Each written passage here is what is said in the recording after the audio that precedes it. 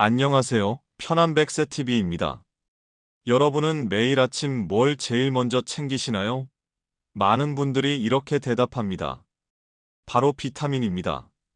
건강을 위해서라며 나이가 들수록 비타민이 중요하다고 생각하면서 매일 한 알씩 챙겨오셨을 겁니다.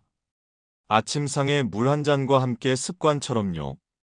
혹은 밥을 먹기 전에 비타민을 먼저 챙기시는 분도 있겠죠. 이미 5년, 10년 혹은 그 이상을 이렇게 해오신 분들도 많을 겁니다. 매년 같은 제품을 구매하시고 계속해서 드시고 있을 겁니다. 그런데 여러분, 혹시 알고 계신가요? 매일 먹는 그 비타민이 지금 당신의 몸을 서서히 망치고 있을 수도 있다는 사실을 말입니다. 이건 여러분을 무섭게 하려는 말이 아닙니다. 실제로 벌어지고 있는 일입니다. 지금 이 순간에도 수많은 집에서 일어나고 있는 일입니다. 한 여성의 이야기입니다. 평생을 성실하게 살아온 분이었습니다. 직장을 다닐 때도 자기 일에 최선을 다했고, 가족을 위해서도 정성을 기울였습니다. 무엇보다 술도 마시지 않았고, 담배도 피우지 않았습니다. 정말 건강하게 살려고 노력한 분이었어요. 그리고 은퇴 이후로는 더욱 건강 관리를 철저하게 했습니다. 날씨가 좋든 안 좋든 산책을 다녔고 규칙적으로 운동도 했습니다. 그 모든 노력 속에 빠지지 않던 게 있었습니다. 바로 매일 아침 약통을 열고 꺼내던 비타민이었습니다. 약사가 추천해줬거든요. 나이가 들수록 비타민이 중요하다고 해서 의심 없이 매일 한 알씩 집어들었습니다. 무려 15년을 거르지 않고 말입니다. 그런데 건강검진 결과가 나왔을 때 의사의 표정이 갑자기 진지해졌습니다. 간 수치가 이상하네요. 그녀는 깜짝 놀랐습니다. 술도 담배도 안 했는데 왜 간 수치가 높을까요? 그렇게 물었을 때 의사가 천천히 설명했습니다. 비타민이 문제입니다. 좋다고 믿고 15년 동안 드신 그 비타민이 오히려 간을 지치게 했어요. 그 순간 모든 것이 명확해졌습니다. 자신이 건강을 위해 15년이나 매일 챙겨온 그 한 알이 사실은 자신의 몸을 서서히 망쳐왔다는 거죠. 후회감이 밀려왔습니다. 왜 이런 일이 생기는 걸까요? 바로 비타민의 성분 때문입니다. 시중에 팔리는 비타민의 10개 중 8개 이상이 합성 성분입니다. 사람이 실험실에서 만든 화학 물질이란 뜻입니다. 약국이나 마트에서 사가시는 그 비타민, 겉으로는 천연 성분이라고 크게 쓰여 있을지 몰라도 실제로는 인공적으로 합성된 것입니다. 탄산칼슘이라는 성분이 있습니다. 약병 라벨을 보면 칼슘 성분이라고 써 있죠. 여러분도 분명히 본 적 있을 겁니다. 그런데 이 탄산칼슘은 우리 몸이 흡수를 잘 못합니다. 우리 몸의 소화 시스템이 이것을 영양으로 제대로 인식하지 못하기 때문입니다. 음식 속의 자연 칼슘은 어떨까요? 우유를 마실 때 우유 속 칼슘은 천천히 녹으면서 우리 몸에 흡수됩니다. 마치 설탕이 물에 녹듯이 자연스럽게요. 하지만 인공적으로 화학 과정을 거쳐 만든 탄산칼슘은 다릅니다.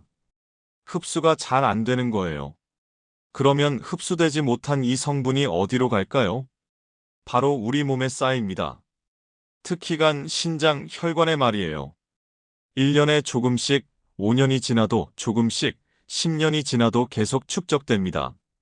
마치 파이프에 녹이 년년이 쌓이듯이 우리 몸의 장기에 차곡차곡 이물질이 쌓이는 거죠. 간은 우리 몸의 필터 같은 장기입니다. 매일 우리 몸의 독소를 걸러내고 정화하는 역할을 합니다. 정말 열심히 일하는 장기죠. 그런데 그 필터에 자꾸 이물질이 쌓인다면 어떻게 될까요? 결국 필터가 막힙니다. 간이 제 역할을 못하기 시작합니다. 신장도 마찬가지입니다. 신장은 우리 몸의 노폐물을 소변으로 배출하는 정말 중요한 장기인데 여기도 같은 일이 일어납니다. 신장에 불순물이 쌓이면 신장 기능이 떨어집니다. 혈관도 그렇습니다. 혈관은 우리 몸 곳곳으로 피를 흘려보내는 길입니다. 혈관에 합성 성분이 쌓이면 혈관이 좁아지고 피의 흐름이 나빠집니다. 마치 고속도로에 먼지가 쌓여 차가 덜 다니게 되는 것처럼 말입니다. 그러면 여러분의 몸은 어떤 신호를 보낼까요? 먼저 이유 없는 피로감이 옵니다. 충분히 자도 자꾸 피곤합니다. 아침에 일어나도 피곤하고, 낮에도 피곤하고, 밤에도 피곤합니다. 그 다음은 뭘까요? 소화가 안 됩니다. 밥을 먹어도 자꾸 속이 더부룩합니다. 배가 아프기도 합니다. 수면도 문제가 됩니다. 밤이 되면 자꾸 깊게 들어가지 못합니다. 자다가 자꾸 깨곤 해요. 어떤 분들은 피부가 노래져요. 얼굴이 유난히 노란 기색을 띱니다. 거울을 봐도 자신을 알아보기 힘들 정도로요. 이 모든 증상이 우리 몸이 보내는 신호입니다. 간과 신장이 보내는 도움 신호죠. 그런데 여기가 정말 문제입니다. 많은 분들이 이 신호들을 다른 것으로 착각합니다. 날씨가 안 좋아서 피곤한가 봐. 나이를 먹으니 소화가 안 되는 거겠지. 요즘 스트레스가 많은 건가? 정신없는 생활 때문인가? 이렇게 생각하고 그냥 넘어갑니다. 더 슬픈 일은요. 심지어 피로를 느끼니까 비타민을 더 많이 먹으려고 합니다. 건강이 안 좋은 것 같으니 비타민을 더 챙겨야겠다고 생각하는 거죠. 그리고 또 더 많은 합성 성분을 몸에 들여놓습니다. 이게 악순환의 시작입니다. 자신을 위한다고 생각하면서 자신의 몸을 더 망치는 악순환이죠. 한 의료 전문가가 이런 말을 했습니다. 저희 병원에 오는 60대 이상 환자들 중 상당수가 간 수치가 높게 나옵니다. 술도 안 마시고 담배도 안 피우고 정말 착실하게 사는 분들인데요. 원인을 물어보면 답이 거의 같더라고요. 매일 비타민을 챙겨 먹었어요 라고. 저희는 가장 먼저 그 비타민을 끊으라고 권합니다. 이 말씀이 바로 여러분이 알아야 할 진실입니다. 좋다고 생각했던 것이 오히려 몸을 해칠 수 있다는 거죠. 그런데 여러분, 절망하지 마세요. 해결 방법이 있기 때문입니다. 우리가 꼭 합성 비타민을 먹어야 하는 건 아닙니다. 우리는 음식으로도 충분히 모든 영양을 얻을 수 있습니다. 음식은 우리 몸이 수천 년에 걸쳐 익숙해진 가장 자연스러운 영양의 공급원입니다. 먼저 피해야 할 성분, 딱 3가지만 기억하세요. 탄산칼슘, 합성 비타민 D2, 시아노코발라민. 라벨에 이 3가지가 보이면 그 비타민은 더 이상 먹지 마세요. 그럼 뭘로 대체할까요? 정말 간단합니다. 칼슘은 우유 한 잔이면 충분합니다.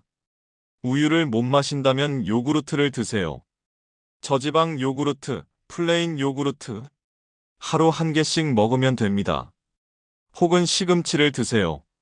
나물로 무쳐서, 국에 넣어서 어떻게든 좋습니다. 시금치 한 줌에도 칼슘이 많이 들어 있습니다. 아몬드는 어떨까요? 아몬드 한 줌을 하루에 먹으면 그것도 좋은 칼슘 공급원입니다. 군것질 삼아서 차를 마시면서 먹으면 됩니다. 비타민 D는 햇빛입니다. 우리 몸은 햇빛을 받으면 자동으로 비타민 D를 만듭니다. 여름에는 하루 20분, 겨울에는 30분에서 40분 정도 산책을 하면 됩니다. 음식으로는 달걀과 생선입니다. 달걀 프라이나 생선 구이를 일주일에 몇 번 먹으면 충분합니다. 비타민 B12는 고기입니다. 소고기, 돼지고기, 닭고기, 불고기, 갈비, 고깃국, 간. 이미 자주 드시던 음식들입니다. 정리하겠습니다. 칼슘은 우유, 요구르트, 시금치, 아몬드. 비타민 D는 햇빛, 달걀, 생선. 비타민 B12는 소고기, 돼지고기, 닭고기, 간. 이게 다입니다. 새로운 음식이 아니라 이미 알고 있던 음식들을 다시 챙기는 것뿐입니다. 지금부터 할 일은 3가지입니다. 첫째, 집에 있는 비타민을 확인하세요. 약장을 열어보세요. 라벨을 읽어보세요. 위에 3가지 성분이 보이면 더 이상 먹지 마세요. 둘째, 냉장고를 열어보세요. 우유, 계란, 생선, 고기. 이미 많은 것들이 있을 겁니다. 셋째, 작은 것부터 시작하세요. 내일 아침 우유 한 잔. 이번 주 생선 한 끼. 모레 산책 한 번. 이게 전부입니다. 지금 멈추면 여러분의 간이 다시 살아납니다. 신장도 정화되기 시작합니다. 혈관도 점차 깨끗해집니다. 우리 몸은 정말 신기합니다. 나쁜 것을 들여놓지 않으면 스스로 치유되기 시작합니다.